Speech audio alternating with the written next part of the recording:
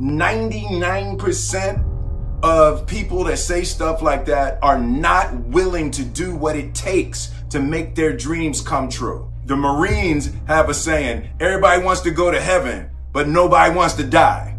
And that's just real. At the center of bringing any dream into fruition is self-discipline. You know, something as simple as food and eating. It's not about your body as much as it is about your mind. It's getting command of your mind to be able to choose actions that are in your own best interest.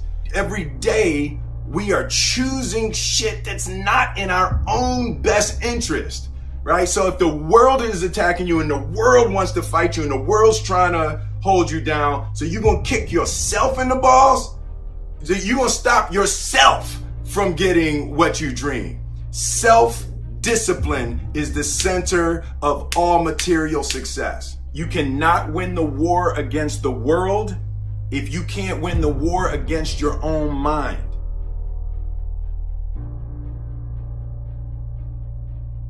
I believe that self-discipline is the definition of self-love.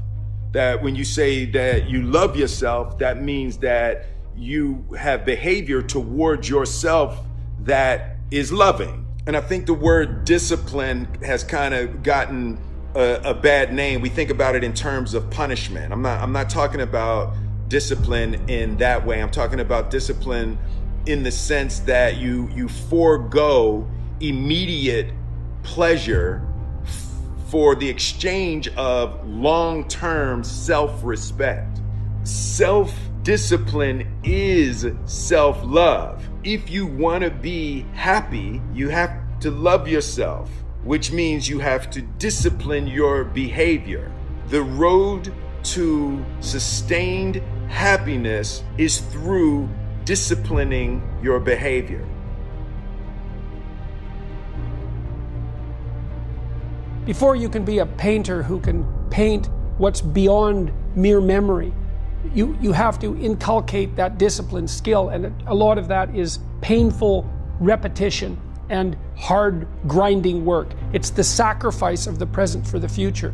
But once you manage that, then things open up. And while you're learning those rules, the probability that you have any creative freedom to speak of or any facility with the rules is very low. You're a rank beginner, and there are places to encourage people to develop the discipline that's necessary to see beyond the discipline. I mean, that's why we have disciplines, right? I mean, the words aren't there by accident.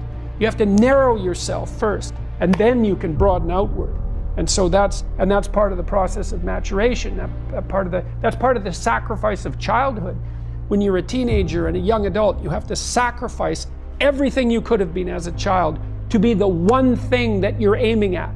But then that opens up, and the universities are part and parcel of that process. And you need the guidance because the library is too large to wander through it unaided.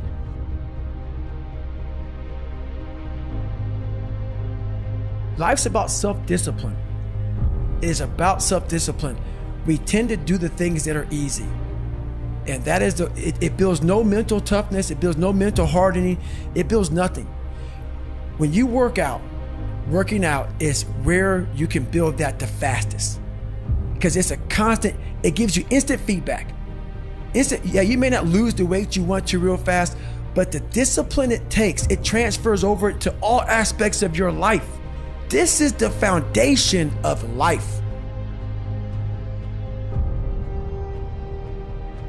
How do you cure yourself from a lack of discipline? Well, the answer is simple and it's straightforward. Care more than normal and more than necessary about your results. That's it. Learn to care. Start developing inside of you this adamant feeling, this desire to care more than normal and more than necessary about the results that you want. You see, most people don't cross the finish line with their goals and their dreams, not because they don't have the ability or the resources or the relationships. More often than not, it's because at some point they allow themselves not to care more than normal and more than necessary. Discipline is nothing more than demonstrating your decision on a daily basis. Unless you are some exception, being born in the age that you have been born, if you're under 30, yea, even under 40, you probably lack discipline. Because you have never been able to work. You have never had need to work for your food, and your fathers never made you work so hard that your bones cried. Discipline yourself in your speech. Discipline yourself in the company you keep. Discipline yourself in when you go to bed and when you rise up. This is a war. Discipline yourself. This is hard, and it will cost you everything. And by the time you're an old man, you will be broken, but strong in the things of God. If you look at anyone who has achieved anything, any level of success in life, one thing that they had in common is that they had self-discipline, at least around the results that they were going for. They were disciplined to do the things that were necessary to make that happen. So if you want self-improvement, you have to start to get more self-discipline. When we're talking about self-discipline, that starts with self-love, is to begin scheduling your entire day. That means entire day. From the moment you wake up to when you're sleeping at night, have it scheduled out. Because if you have a schedule, you're more apt to do the things that are on that schedule. Look at yourself as a disciplined person. Avoid declaring that you're a procrastinator to yourself or anyone else, because that is only going to reinforce that behavior. Do it now, whether you feel like it or not, because after all, what is self-discipline? It's doing the things that are right, whether you feel like it or not. Doing those right things that will produce you the results again, or at least get you closer to those results that you're looking for. If you don't have something to strive towards, if you don't have an ideal to reach for, then there really is no reason to get up in the morning, right? I mean, most people go through their lives just to get to the next day, right? And if that's the case, then you're not gonna have very much motivation.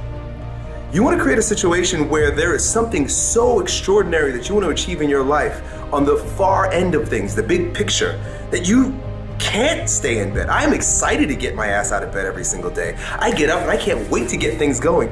And it has to do with the fact that I've got a big vision. I've got a big picture. Create an extraordinary vision for yourself, right? Don't let anybody tell you what you can and cannot achieve. Create something huge, no matter how ridiculous it is, because it's going to get you up every single day. And when you get up, you're now going to start practicing the strengthening of your willpower. Just build the willpower. Build the character associated with doing one freaking thing, and get your ass out of bed no matter what it takes. Even if you're sick and you got snots dripping down your chin, get your ass up, but make that a habit every single day. Begin with that. Why are you getting up? And then build the willpower associated with getting up every single day. Everything else don't matter. I don't care what else you do with the rest of your day, because it's not going to matter. What you do is not nearly as important as who you're becoming through that practice of getting your ass up. Once you build that discipline, I guarantee you, you'll take it into other areas.